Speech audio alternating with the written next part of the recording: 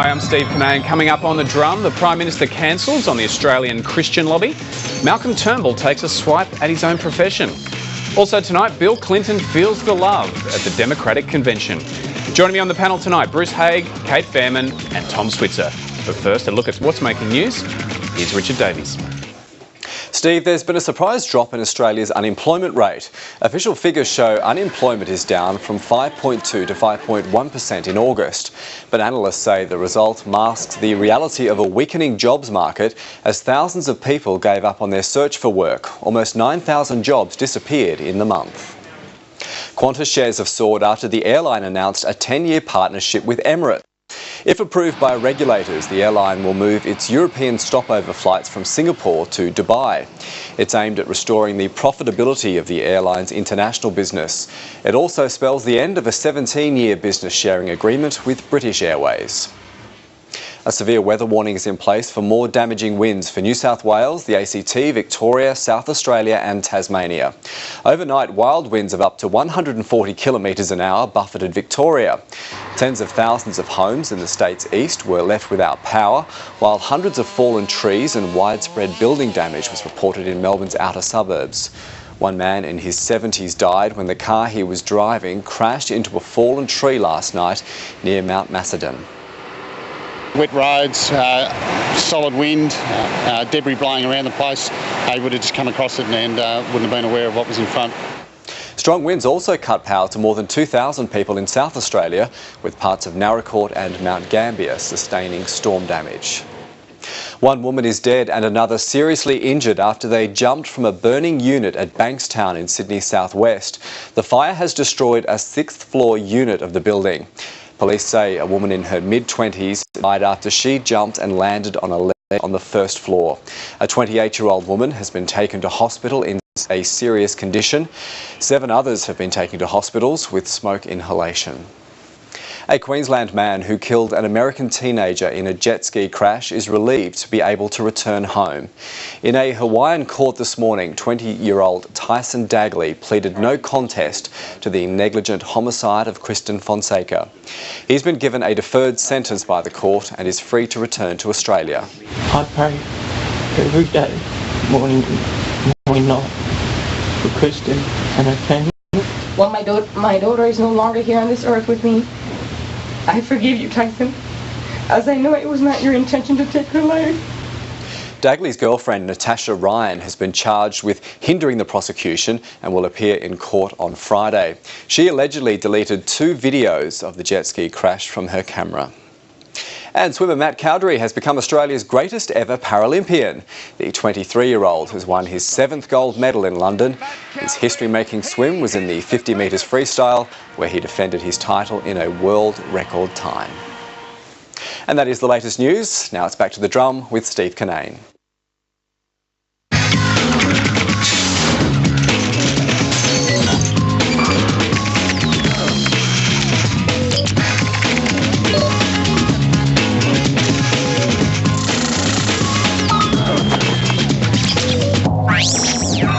Hello and welcome to The Drum. I'm Steve Cate. Coming up, the Prime Minister pulls out of the Australian Christian Lobby's National Conference. Malcolm Turnbull calls for more honesty in political debate. And is the government paying too much compensation to the big polluters? Our panel tonight, retired diplomat Bruce Haig, New South Wales Greens MP Cate Fairman, and Tom Switzer from the US Studies Centre, also editor of The Spectator Australia. And you can join us on Twitter using the hashtag #TheDrum.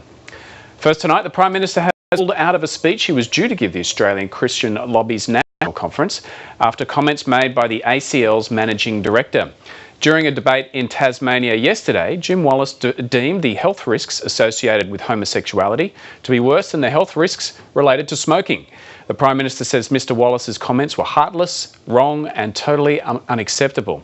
Today, Jim Wallace has denied he said smoking was healthier than gay marriage. He insists his comments were taken out of context. I'm not talking about a comparison of smoking and homosexuality. But that's what I was exactly talking what you about, seem to have been I'm talking about the importance of packaging, and just as packaging is important in the issue of cigarette smoking, I think packaging of heterosexual lifestyle and the homosexual lifestyle under marriage is important too. Each year, it is over 80% of the cases, new cases of HIV, which are attributed to sex between one man and another. The Greens leader Christine Milne says the Prime Minister has made the right decision not to appear at the Christian Lobby's conference. And I think Jim Wallace should apologise to the gay and lesbian community throughout Australia for his remarks. And I really think people need to question, where does the Australian Christian Lobby get its money? It's a private company, 4 directors. Where does it get the money to run the campaigns that it does? Tom, was the Prime Minister right to pull out of this conference? Well, perhaps, but I think her moral outrage is perhaps selective. I mean, sure, criticise Mr Wallace and denounce his remarks. I don't have any particular qualms with denouncing Mr Wallace's remarks, but where's her outrage with, say, the thuggish and militant CFMEU that are illegally blocking business sites for grow? Jim Wallace hasn't broken any laws. The CFMEU won't be attacked by the Prime Minister because the unions provide a lot of money to the Labor Party coffers. There's a double standard there, I think. Kate, what about the Prime Minister's decision? I mean, should she have just gone along and told Jim Wallace what she thought? Well, really, the Prime Minister should have never accepted the invitation to speak at ACL's conference in the first place. Jim Wallace is an extremist. The ACL has very extreme views. He peddles homophobia. The information that he's talking about in relation to apparently homosexual lifestyle being unhealthy was from apparently the late 80s, when HIV wasn't under control and there was an epidemic, and it was really a terrible thing for many gay men in the community at that time. Now, he's using outdated data, and I think about the only thing now that's bad for gays and lesbians' health is the fact that there is homophobia in this community, like the type that Jim Wallace is peddling, and that is what leads to higher suicide rates. And if the last time I looked, by the way, young straight people were engaging in a fair bit of risky sex and drug taking as well. So, you know, his statements are extreme. I don't think the Prime Minister should have accepted the invitation in the first place. It's great she pulled out, but she should never have done it. Bruce, your reaction to the Prime Minister's decision? Yeah, look, I would have said exactly the same, that he's got form, he's unbalanced and he's unchristian, and he's got a 9 record. But there's politics 101. Stay away from any religious meeting, any religious group if you're a politician. But don't politicians have a broad constituency? Aren't they meant to talk to everybody? If they do, why does she choose this group above and beyond the Buddhists and Islamic groups? I mean, you know, this is nonsense, and whoever is advising Julia needs to get a severe rap over the knuckles. Kate, Jim Wallace says his comment taken out of context, that he never said smoking was healthier than gay marriage. Does that take any of the sting out of the comments for you? No, I mean, they're not taken out of context. Let's remember, this was at a marriage equality event. It wasn't at an event for reform smokers or something. He was talking to an audience that was probably a largely gay audience, an audience that supported marriage equality. So to come out with that was inflammatory anyway. His comments weren't taken out of context. He is clearly full of fear and ignorance about the gay community and what it's like being homosexual, and he's not making it any better. In fact, maybe he is making it better for gay people in Australia. Maybe he will now. You know, that kind of statement will lead to a bit of a rallying, more of a rallying cry for all discrimination to be removed, and it may be a boost for the marriage equality movement. Tom, what did you make of Jim Wallace's comments? Oh, well, look, it's not the language I always use, and I think the Prime Minister's right to denounce it. I think there's no sugarcoating those remarks, but there is a danger, I think, in sort of equating critics of gay marriage with the brush of homophobia. I think there's always a tendency to do that. Whenever you go on Q&A, for example, when you raise doubts about gay marriage, you'll see the audience scratching and panting like flea-ridden monkeys, and you'll often hear you denounced as a homophobe. People can be sceptical of gay marriage without having any homophobic tendencies, and I think there's a danger that both sides of the debate get very emotional here. Wallace represents one extreme, but there's also the other extreme that denounces any scepticism as a sign of homophobia. Okay. Your reaction to that? Well, yeah, people can question and come to their own views on marriage equality. And I saw that in the New South Wales Upper House when it passed the motion on marriage equality recently, where there were reasonably conservative members of Parliament who were coming to their own views, most of whom came to the side of supporting marriage equality when they grappled with what may have been traditionally an upbringing where they didn't understand gay, they didn't understand it, right? So I think that's fine, and I am not one, and I think a lot of people aren't, one to judge people who are questioning and who are coming to their own conclusions. This wasn't that. This was pure homophobia, ignorance. He peddles it all the time. He's classic at it, and he knew what he was doing, and he knew. The worst part about it is he's now got all this media today. It's boosted his profile. He completely knew what he was doing, I think. He's an But Kate, do you take Tom's point that term homophobia, which is basically saying someone's fearful of homosexuality, do you think that's thrown around too much in this debate? I think that some people might throw that around too much. I don't think the people who are kind of leading this, what is now a very mainstream movement for marriage equality, are saying that. But I think if you're a young gay man or lesbian and have lived with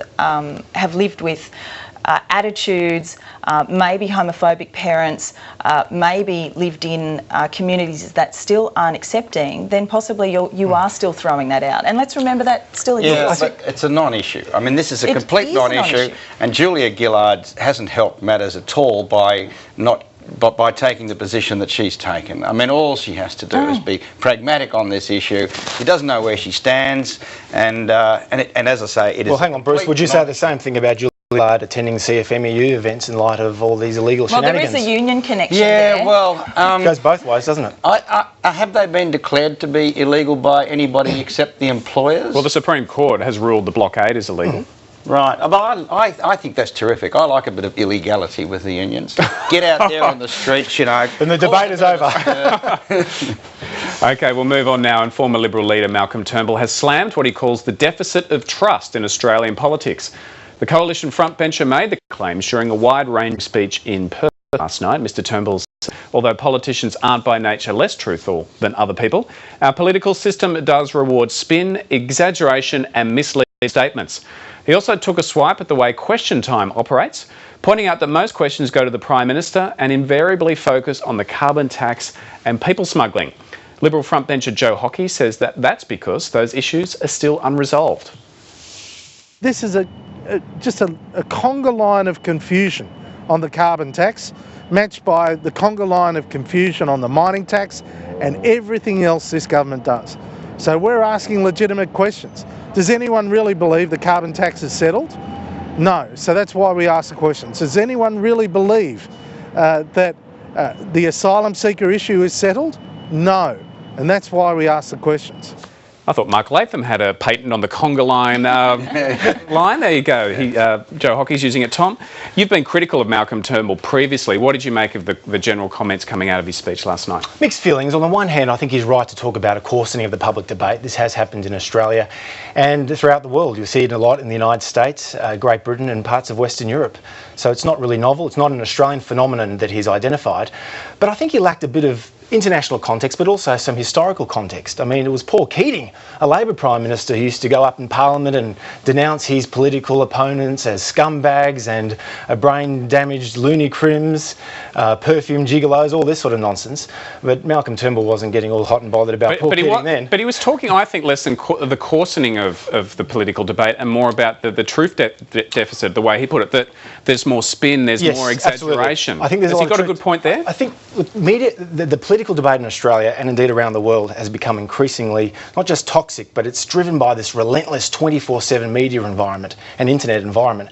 And I think it does make it very difficult to put into place sound long-term public policy. So he does have a point. But on the issue of the carbon tax and border protection, well, Tony Abbott has driven those issues, and they're the issues that have largely registered with Middle Australia, and the polls show it, and that's why arguably Malcolm Turnbull was such a dreadful opposition leader. Now, this is seen as a bit of a swipe Tony Abbott. But was it really a swipe at Tony Abbott? Because later in that speech, and this part has not necessarily been reported, he did say that when he was the leader of the opposition and Kevin Rudd was the Prime Minister, that once again those issues were dominating question time as well. The difference, though, is that Tony Abbott has been far more effective at undermining the Labor agenda on both those issues than Malcolm Turnbull was. I mean, when Turnbull was leader, we tend to forget these things, but the two-party preferred vote average throughout 2009 was of Gillard-esque proportions. It was like 57 to 43%. It's been reversed under Tony Abbott. And it's largely because Abbott's been a much more effective opposition leader than Malcolm Turnbull would ever dream of being. Kate, sorry, Bruce, you want to jump in there? Yeah. I mean, I don't think Abbott may well be an effective opposition leader, but I don't think he'll be an effective Prime Minister. Well, the jury's out. I don't think that Menzies started off very well. I think that Abbott will be a one-term Prime Minister, whereas Turnbull, if he got up, would be a three-term Prime Minister. He's got a lot more going for him in terms of character, in terms of his own personal makeup, than Abbott. You're quite right. This was the opposition leader who called on the Prime Minister and the Treasurer to resign on the basis of a concocted email peddled by an eccentric bureaucrat. Great leadership material, Bruce. Well, he made a mistake. That was a big mistake, though, Bruce. It's a huge mistake. He's actually had a real job in his life. Nothing like that. He's had many real jobs, whereas Abbott's done nothing except a seminary and the Bulletin and a political staffer. Offensive to journalists, there, Bruce. And sledging journalists for, Bruce. And I think that's why we've got Tony Abbott in question time all the time, just talking about refugees and the carbon price, because he has no policy basis.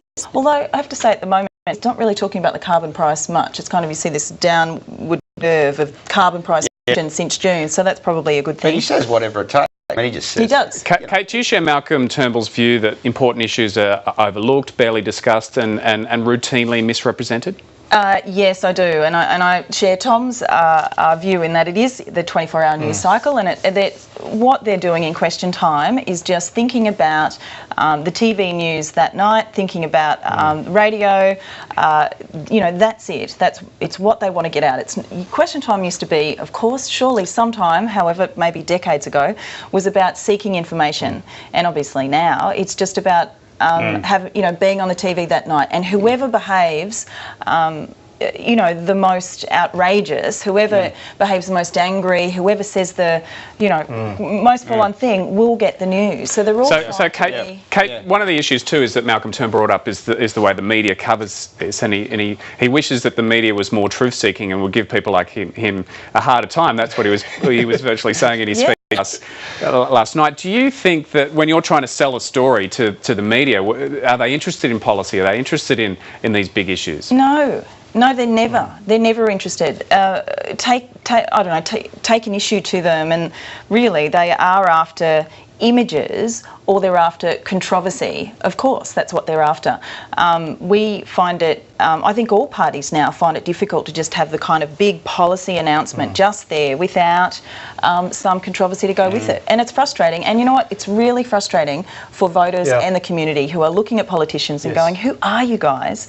You're just fighting. Tom, you noticed that in your time in the media and politics? Yeah, well, very limited time in politics, but yeah, I do notice it. I think Kate's right. Malcolm, in fairness to him, and I am a critic of his, did touch on some very important points, and he identified a problem. But what's the solution? How politicians in the middle class deal with this issue about trying to get, say, long-term economic reform agenda? I mean, in the 1980s, classic case in point, when Bob Hawke and Paul Keating, encouraged by the opposition led by John Howard and Andrew Peacock, put in place serious long-term reforms that have arguably created a lot of our prosperity. In today's climate, could you embark on such an extensive long-term reform agenda? We saw what the shambles was with the carbon tax and the implementation of those kind of policies. What's the solution? Yeah, it's a good point. It's a very good point. And Abbott's very good at capturing the media in that sense. He says one thing over and over and over again, and Howard did the same thing. But this is beyond partisanship, though, Bruce. The Labor Party does it as well. What? No, I'm saying it's a good thing, and they don't do it. They can't capture the attention of the media. One thing Gillard can't do is capture the attention of the media because her delivery is so poor and she doesn't stay on message. And to stay on message, you've got to have a bit of conviction. Keating was good with conviction. Hawke was good with conviction. Howard too. And Howard was good with conviction. and Abbott's not bad in terms of projecting himself. Well, he just has the three-word, three-statement. That's all he does, and that's all that's needed. So in terms of talking about policy, talking about what's real for people's lives, being genuine, I don't think our media cycle is covering that and able to cover that now. And Tony Abbott just goes, stop the boat, stop the big tax, and bang, that's it. What I was going to say in conjunction with that, though, if you put that message out and initially, then okay, you can build on it. You've then created the space because you put that out in little grabs. You've then created the space for yourself then to talk at greater length on it. Okay. Tom, what about the ideas that Malcolm Turnbull put up about reforming question time, a bit like the British model where the Prime Minister once a week has half an hour, answers any questions that are on notice, and then the other ministers on other days get asked about their portfolios, and according to Malcolm Turnbull, there is more accountability across I think it's a very good idea, but bear in mind there's widespread discontentment in Britain about the British political system. Like the Tories, the Liberal Democrats and the Labor Party, rock bottom low. It's the old Henry Kissinger joke. You'd appreciate this, Bruce, as a former diplomat, about the Iraq-Iran war in the 1980s. It's a shame that both of them can't lose. And I think that's the attitude in Britain. I think it's also the attitude in the United States. And look, Britain's a good role model in that regard with question time, but I don't see it having any long-term... Kate, do we need reforms to question time? Yeah, look, in the New South Wales Upper House, we don't have the Premier in there, and question time, I think, is actually a complete waste of time. The problem is the ministers don't answer the question at all. They attack the question, they attack the questioner. When they do give anything of substance, if at all, it's to a Dorothy Dixer. It really is just a joke, and I don't think it's whether the Premier's there or not. Yes, that makes it really adversarial at the federal level, but it's more than just adversarial, the adversarial nature of it. It's the fact that you can't get information from ministers when you ask questions anyway. So, okay, quick point from you, Bruce, on question time. Reform needed? Yeah, we don't have to follow the Brits. I think we can come up with something ourselves. And we can ban Dorothy Dix's. We can what the Australian Parliament does like doing. We can form a committee and they can look at it and ignore it. And put it off till 2020. Okay, let's move on now. And hundreds of soldiers have been sacked from Afghanistan's military because of links to the Taliban. The move comes after an increase in the amount of so-called green on blue killings, including 3 Australian soldiers who were killed last week. Afghan servicemen have killed at least 45 NATO force troops this year, compared with 35 for all of last year. NATO says despite the attacks, it won't be changing its plans to leave Afghanistan by 2014. Bruce, if there were hundreds of Afghan soldiers with links to the Taliban, you'd have to ask what took them so long to sack them. And what took them so long to find them, and how did they get in the first place? And have they actually identified anybody, or is this just a PR exercise and they're just tossing out a few... What chance is it a PR exercise? Oh, totally. In Afghanistan, these will be guys who basically can't slope arms or carry a rifle. They'll just be getting rid of dead wood. The real problem here is that the people join the Afghan army for money, but there'll be others, hardcore Taliban, who join in order to get a handle on the different units that they're attached to and report back on the movement of those units and what's going on and how they actually do their training. So that's information. So they're fifth columnists, if you like. But nobody has considered in all of this, what if it's a large number of people? What if overnight, a bit like the Tet offensive, suddenly these people inside these camps, at a given signal from the Taliban, all decide to turn on the people that are training them. They shouldn't have rifles and they shouldn't have ammunition inside these camps. The relationship between the... but wouldn't that erode all the trust between the Afghan army and the Australian army? There is none. So the relationship is poisonous. It doesn't matter. Going out on patrol, they can be issued with their rifles and a small amount of ammunition. I can bet my bottom dollar that 70 to 80% of those Afghan soldiers will not shoot at Afghans when they're out on patrol. They won't. It'll be a very small minority, if any, because they don't want to be identified by other Pathans, and we're talking about the Pathans here. They don't want to be identified as somebody who's killed somebody else in a village. The relationships are too tight. Okay, so what's the evidence, though, that there is major infiltration by insurgents into the Afghan army? Because if you listen to the NATO commanders, they say that the majority of these killings that are going on forces are cultural differences. They say 90% are cultural differences, enmities that build up between the Afghan army and NATO forces. Yeah, well, that's rubbish. I mean, would you take the risk? If I was the commander of the base, I'm not going to take that risk. And I'm surprised that these people have taken the risk. These are young Australian soldiers who are there, who are now, they're just as much at risk internally as they are from any activities outside. And they've just got to bite on the bullet. That's a myth. It's a denial that they're into. They're pretending that these Afghan soldiers, after they've gone, are going to, run the country. They will not. After the Russians left, the army that the Russians created, the Afghan army that the Russians had created, a core stayed in Kabul and the rest went off to different warlords, and that's what will happen this time, and a section will go to the Taliban, and that's what we're training them for. Tom, do you think Australian troops are any safer following the sacking of these Afghan soldiers? Look, I think what we're seeing here is the balance of power on the ground shifting, and it's shifted for some time, only made worse by President Obama's decision to put a timetable on the withdrawal of troops.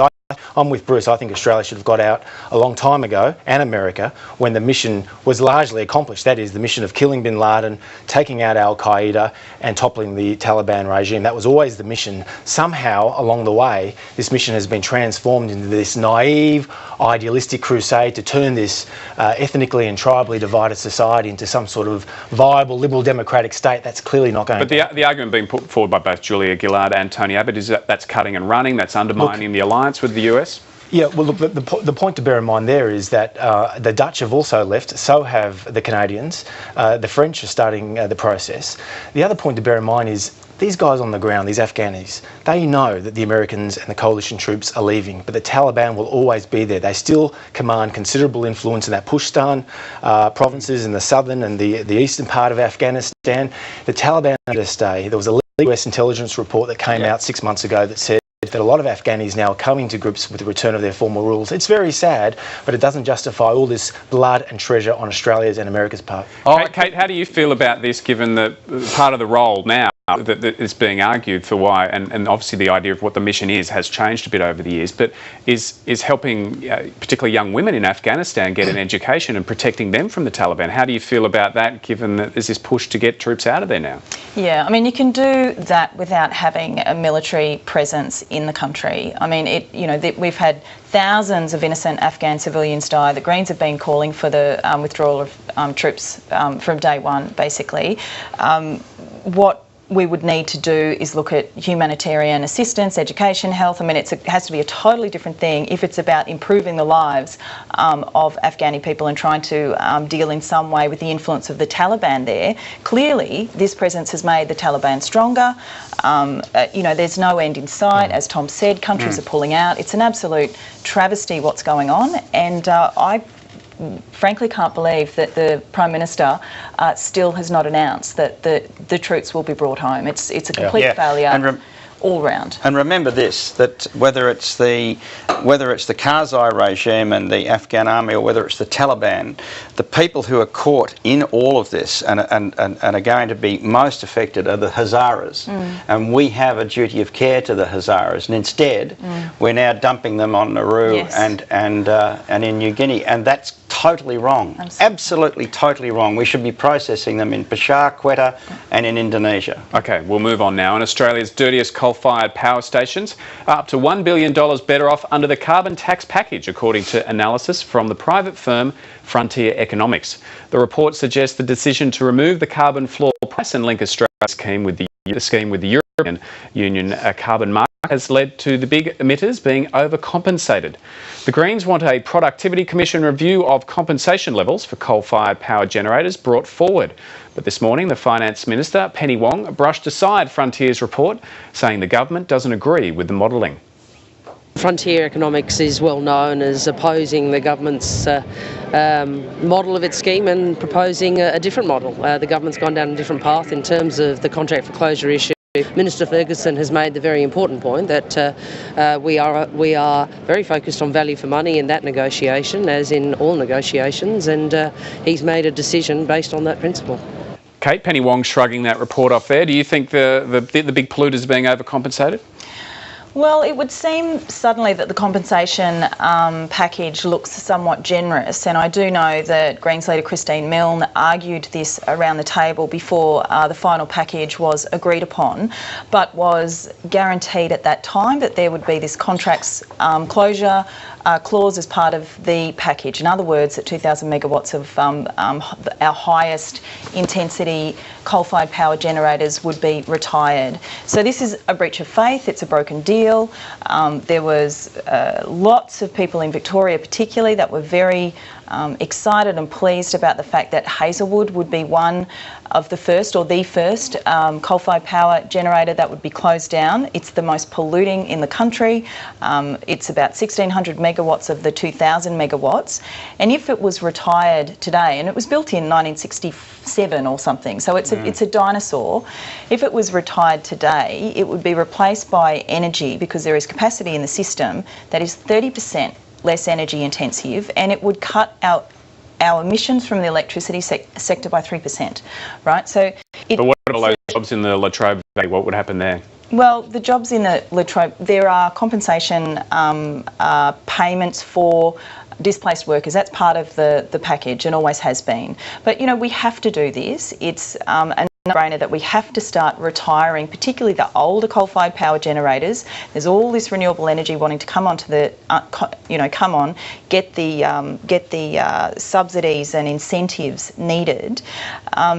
As Christine Milne said, I think yesterday when she was talking about this, $23 carbon price tied into a European price by 2018. Still, the Martin Ferguson cannot reach an agreement with the coal-fired power plants and coal-fired power generators. That's a disingenuous attempt, really. Doesn't seem like he tried. But what if he thought he wasn't going to get value for money? What if he thought he was going to have to pay too much taxpayers' money to people who are polluting, who you're opposed to? Yes, well, that's right. Clearly, the compensation scheme, which we argued at the time, is too generous. But we were told at the time that there would be this contract clause there. All right. I want to get Tom's take on this. Are the big polluters getting paid too much compensation? Well, the issue here is that Labor's been mugged by reality.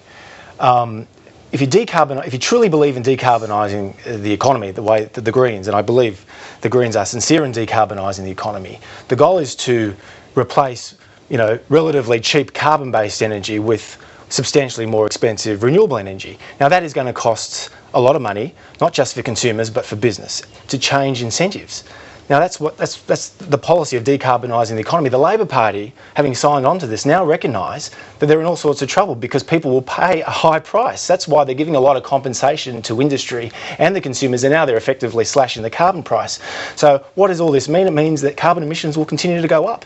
They're not going to have much of an impact. So this great big carbon tax that we've been talking about over the last 5 years will almost be meaningless, particularly if we don't have a global agreement to reduce greenhouse gas emissions. So Bruce, if you want the carbon to reduce, you need to punish someone. Somebody needs to stop either buying it or selling it. So is there not enough punishment going on and too much compensation? Well, they haven't taken the public into their confidence. We need a public audit, and it needs to be made available every 12 months. And we all need to see who's reducing and how it's being reduced, and we need to be part of the process because there's an awful lot of our money that's going to be used. But it seems to me it's either pollution or public education. They're so worried about balancing their budget that they're prepared to let this through to the keeper. Okay, coming up next on the drum, Bill Clinton sure knows how to hold a crowd, and he did so today at the Democratic National Convention. Chaz Licciardello from Planet America will give us his verdict on the former president's speech.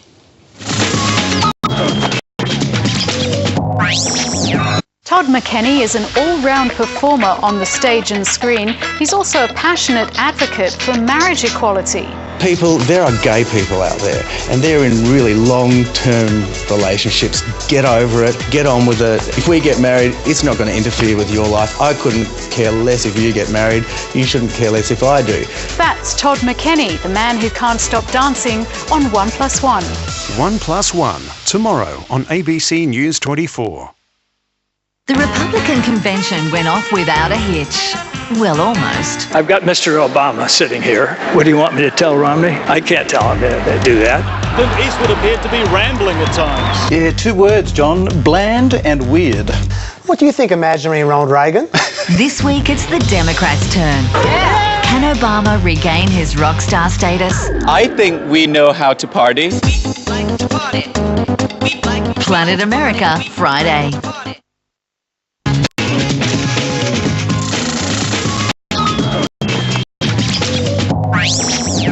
The former US President Bill Clinton has used his enduring popularity to bolster Barack Obama's campaign for a second term in the White House. Bill Clinton pitched a strong economic theme in his speech to the party faithful at the Democratic National Convention. Mr. Clinton told the crowd President Obama took office just 6 weeks after the economy suffered the biggest collapse since the Great Depression, and that he stopped the slide and put the US on the long road to recovery. Bill Clinton urged Americans to give the president more time to finish the job he started. No president, not me, not any of my predecessors, no one could have fully repaired all the damage that he found in just 4 years. Now,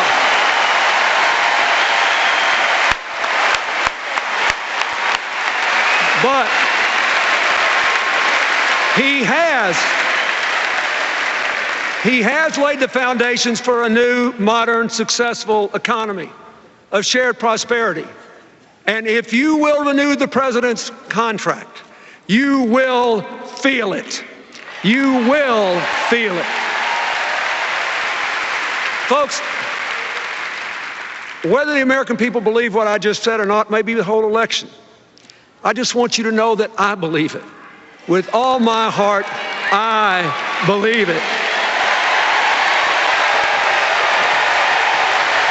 Well, for his take on the Democratic National Convention so far, we're joined by a host of Planet America on News 24, Chaz Licciardello. Chaz, it was just like the old days, wasn't it? Bill arrived to a bit of Fleetwood Mac. There was a lot of love in the room. He must be so sick of that song. He's heard that song every time he's given a speech for 20 years. It was the old Bill Clinton, although I must say, a great grab you picked there. But I'm not sure I want to hear from Bill Clinton that I will feel it. But anyway, it was that's the first time he said that, Chaz. In fact, it was a great 2 speeches, both in content and in length. Okay, what did you make of that speech? Well, he did something really important for Barack Obama, which was, and he did it very well, which was he basically played defence. Like Barack Obama can't get up there and say, they've said all these mean things about me, let me defend myself. He can't do that because that sounds defensive and it sounds weak. But Bill Clinton can get up there and go, they said this, they said this, they said this, and this is why they're wrong. And he basically spent half an hour just going through every attack on Barack Obama and explain cogently and at length why they're wrong. So he did a really good service for Barack Obama. So then tomorrow, Obama can come out and just play offence. And that will work really well. Tom, what did you think of Bill Clinton's speech? I think there was some good analysis by Chaz. I would say that this was more partisan Bill Clinton, I think, since he left office. I've been following him fairly closely since he left the Oval Office in early 2001. I think this is the most partisan address that he's given, which is quite intriguing. And the irony is that Romney is not as confronting a character as George W. Bush ever was, ideologically. And yet, President Clinton has got worked up about this. The other thing that strikes me about this is that he is doing a favour for Barack Obama, and yet there are some serious rifts between Obama and Clinton, not just personally, but ideologically. Well, that shows that he is a team player, doesn't it, Chaz? Because just over 4 years ago, there was a poisonous relationship between the two. Well, there certainly was, but having said that, not only is Bill Clinton's legacy tied up with Barack Obama's legacy now as a Democrat. But on top of that, if Hillary Clinton wants any chance to run in 2016, Obama's got to win. So I think it's in Bill's interest, both personally and from his legacy point of view, to get on board, which I think he's done. I should pick up on what Tom said. I think he's absolutely right about the partisan nature of the speech. And it was quite one of the falser notes for me in the speech. There weren't many. I thought it was a very good speech. One of the false notes was he spent about 5 minutes talking about how bipartisan he was back when he was president and all the cooperation they used to have back in politics. Bill Clinton was never bipartisan. What about welfare reform? Exactly. Well, that was budgeting, balancing the budget. Welfare reform, NAFTA. That was forced upon him by the Congress. Otherwise, it would have been complete gridlock. Wasn't that called triangulation? Wasn't that what he was up to? Yeah, in terms of his rhetoric, Bill Clinton has always been pretty hardball, and for him to be acting like Mr. Cooperation, I thought, oh yeah. Okay, so this is all about pitching to the converter. I think if you qualify to get a ticket to one of these conventions, you have to look enthusiastic for at least 10 hours. So will it cut through to the people they need to cut through to, which is Democrat-leaning voters who have to decide whether they'll actually get out and vote or not? I think it will. I think he definitely will energise Democrat-leaning voters. I also think it will reach the very few independents who bother to turn on the TV and watch a convention. I'm not sure how many of them there are these days, but those who will, I think it will reach them. I noticed that Bill Clinton defined a lot of things in terms of old people, and that's always the key in American elections. Notice when you talk about healthcare, always about old people. And I think he was trying to reach to the independents there, and I think he probably did a pretty good job. I think there's always a danger, just quickly, sorry, Kate, just overstating this, because I remember in 1992, Ronald Reagan, another popular former president, addressed the Republican delegation, hit him for 6 or knocked them out of the ballpark, as they say in America, but that had very little impact for George H.W. Bush in November. Chaz, I'm just curious about the news cuts that we just saw of the convention, and they're all really positive, and they all, cut to the Latino and the Black American. Is it all like controlled by the Democrats, all the feed and all packaged up for the? Yeah. Yes, it is. Wow, you don't see that at our, for example, our Labor Party conferences where you said the grumpy Kevin Rudd, sitting next to near Gillard. Well, not quite near Gillard. Isn't that fascinating? Who would have thought that American stage managed things were? Yeah. Yes. Chaz, is there a big following in Australia for American politics and American elections? Not as big as I'd like. I was actually surprised as I did Planet America how many people do seem to be interested. And when I say I'm surprised, it's because I thought no one was. But there is a small community into it. I think politics junkies like American politics because it's just so wild. Yeah. What about the economic record? That's what Bill Clinton was really focusing on that speech. He was suggesting, he was doing a count, wasn't he? He said that the Democrats over the years have created more jobs than the Republicans. He was arguing too that it was a kind of a Republican deficit that we're dealing with at the moment. Yeah, the number he threw around, he threw a lot of job counts around, but the one that stuck in my mind at least was saying over the last 50 years there have been 64 million private sector jobs created, 42 million under Democrat presidents, 22 million under Republican presidents. Now, there's a lot of reasons for that. I think he might have oversimplified it somewhat. But having said that, that's a good stat. That's the kind of stat you can throw around in an ad, although I don't think they will be throwing them around in ads.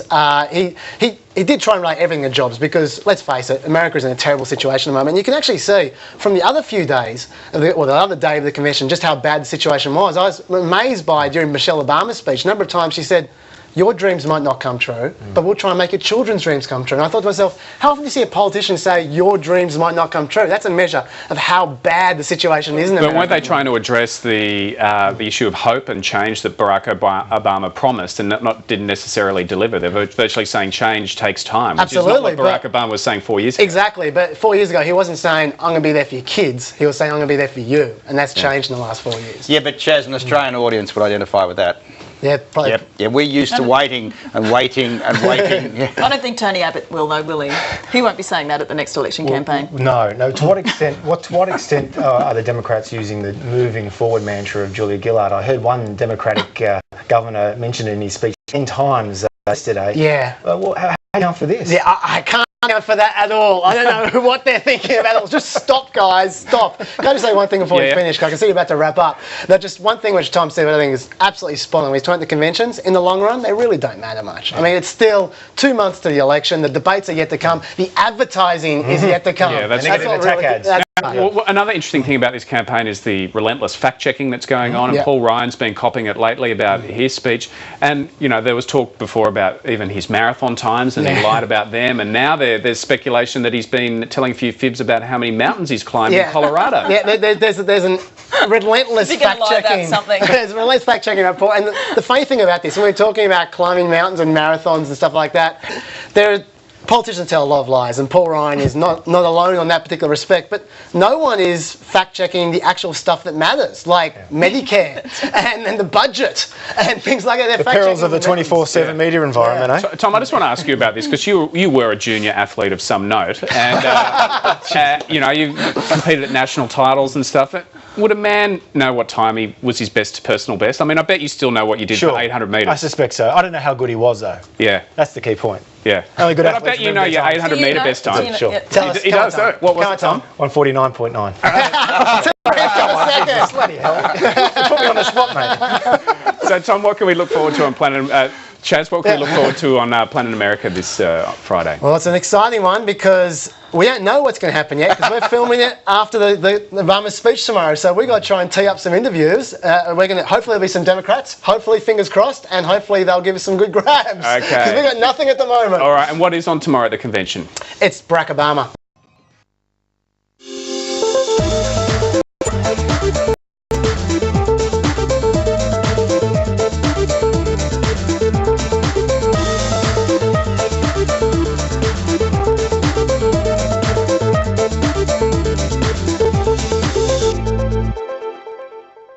Hello and welcome to the program. I'm Jake Sturmer. Well, it was probably inevitable, a smartphone application that could render driving obsolete. Until recently, the concept of a driverless car was far-fetched, but now a university team on the Gold Coast is working on a project which could put a phone in the driver's seat.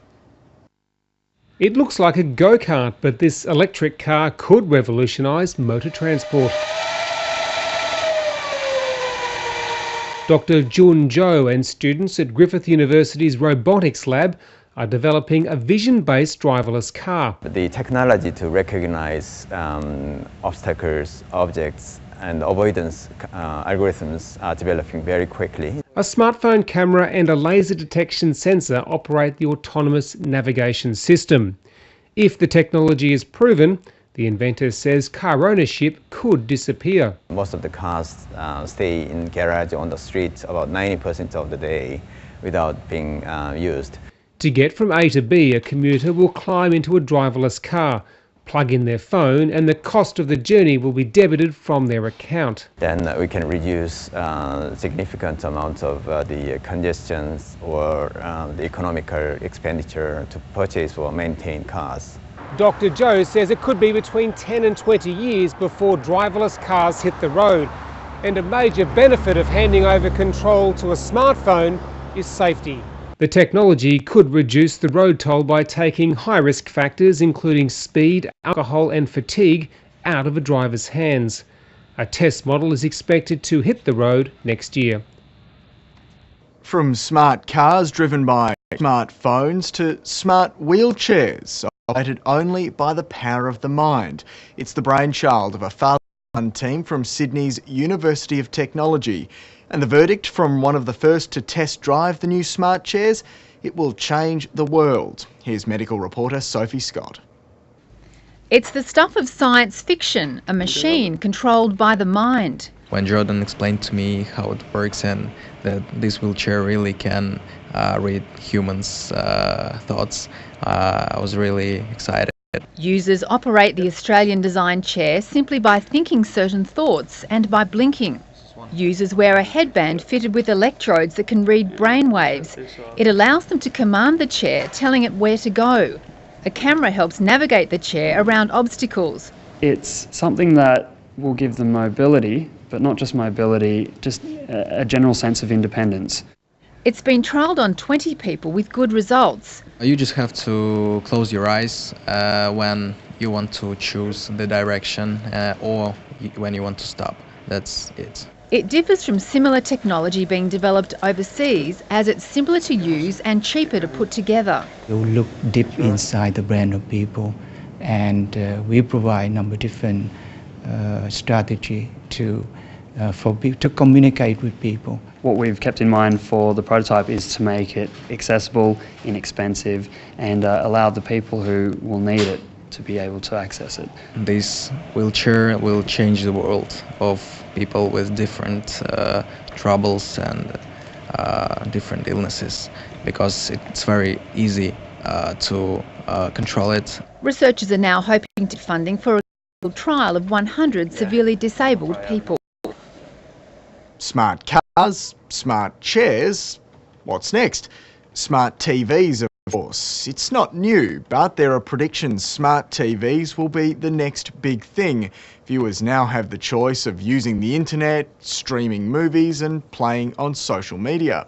How will it carve up free-to-air audiences? Kirsten Vaness has been watching. Those invested in smart TV say Australia's at the beginning of a television revolution. You can certainly see the hardware supply starting to aggressively roll out smart TVs You can see US content providers taking an increasing share of audience that are delivered only across the internet. I love that coffee. Smart TV allows viewers to stream movies and TV series over the internet by paying a content provider. Now reports suggest smart TV will be taken up rapidly in the next decade. As smart television penetration rolls out in Australia, we'd expect it to hit about 100% within 10 years. Stephen Langsford is the chairman of QuickFlix, a content provider for internet television. He's certainly hoping the predictions are right. The new world is about consumers taking control, and the old paradigm of I belong to a particular TV network is shifting as audiences move clearly to the internet. Digby Gilmore holds a very small percentage of shares in QuickFlix. He says while free-to-air broadcasters are already streaming programs, they need to do more to keep their audience and advertising revenue. They then show that with advertising embedded in the catch-up side, so you're starting to see them invest there. But I'd suggest there's a lot more investment that's required relative to the audience declines that we could see over the next 10 years. But smart TVs have been in stores for years.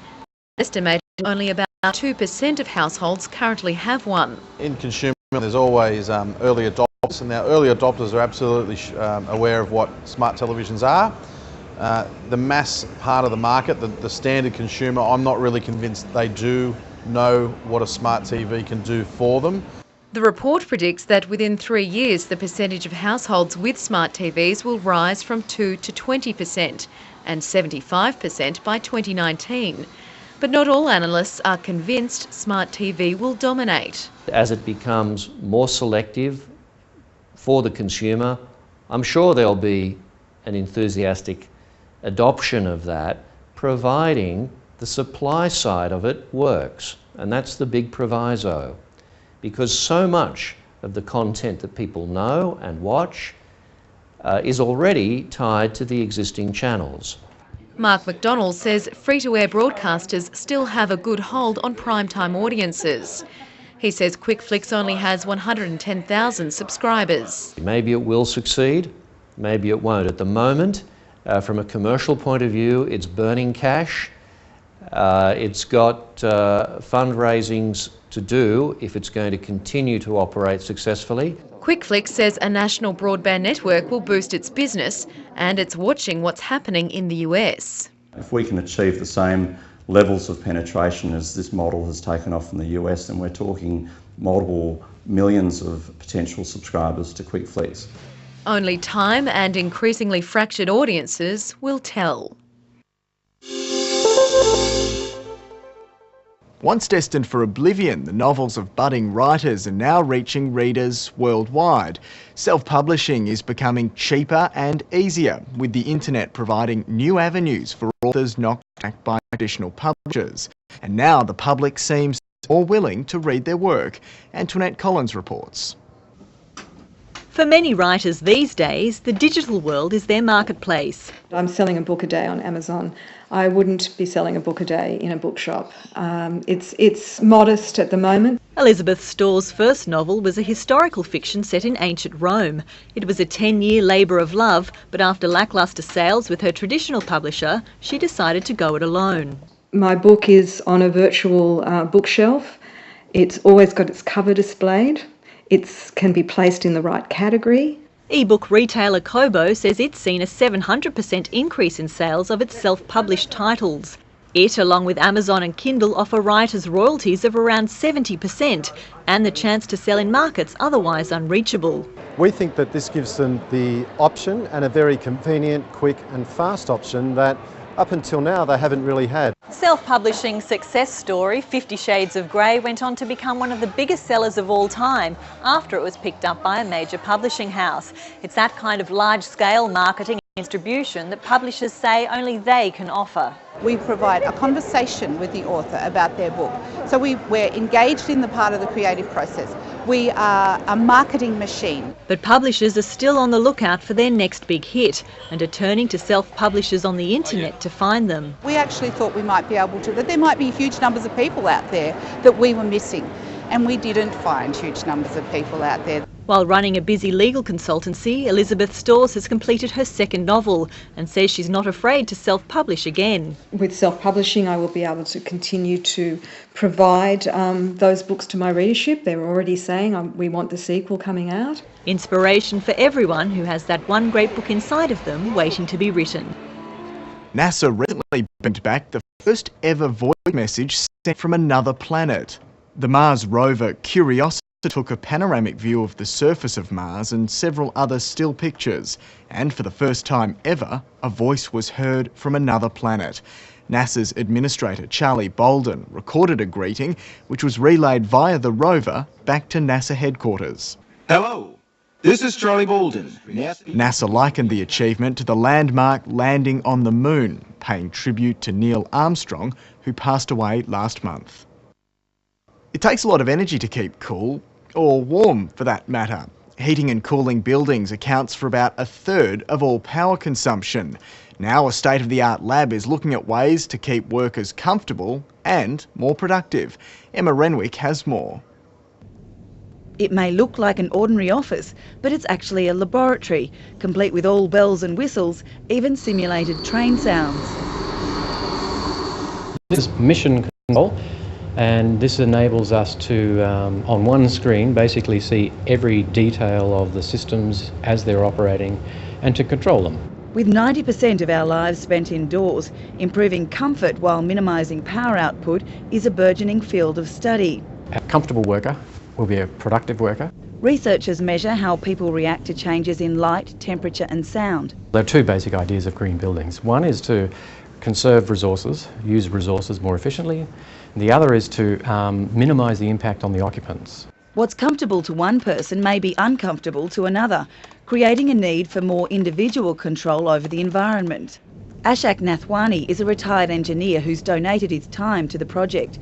He says new underfloor air conditioning technology will reduce power consumption and increase comfort. This is a very flexible arrangement. You can literally pick it up and put it in another location. You can also shut them off. So that's why it's getting to a more personalised control. That control will also test extremes of the nation's weather. We've got an outdoor simulation corridor, so basically what we can do is to simulate different climate zones from Queensland to Tasmania, and then can change the indoor environment accordingly to cope with the climate zones outside. Researchers say the cost of implementing these measures is offset by improved productivity, a reduced power bill and a green conscience. And that's it for this edition of the Technology Quarter. Thanks for your company. Bye for now.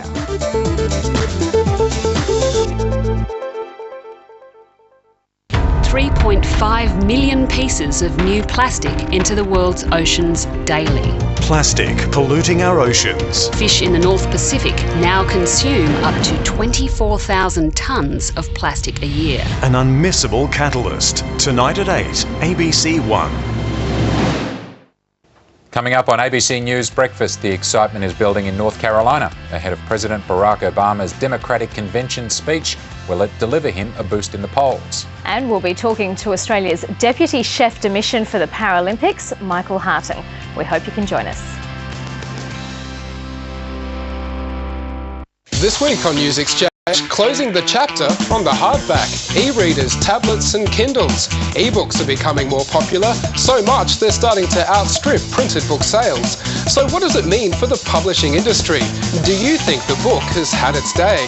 Let us know on Twitter using the NX hashtag. Search for ABC News 24 on Facebook or email nx@your.abc.net.au. News Exchange, tomorrow on ABC News 24.